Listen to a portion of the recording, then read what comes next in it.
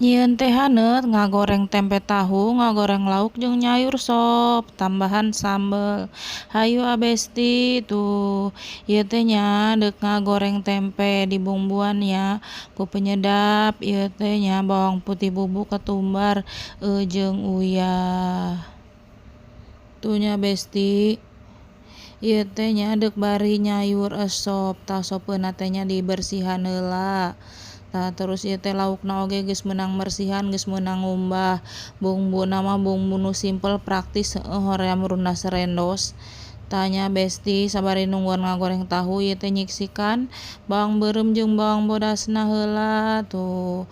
Ieu si tahuna oge geus asak lanjut diangkat.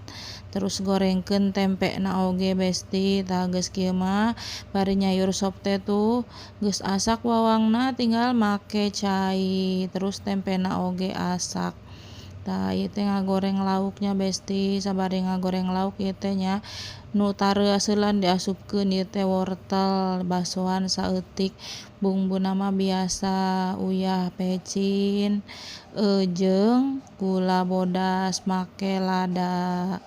Make pedes atunya besti tuh.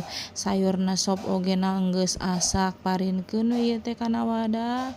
Tuh laukna oge geus asak. Ayeuna mah tinggal ngagoreng sambeleunana tong poho make tarasi. Dibumbuan oge tuh ieu teh nya geus beres.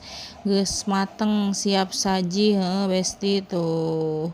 Hayu besti, nuhun tos nongton videona.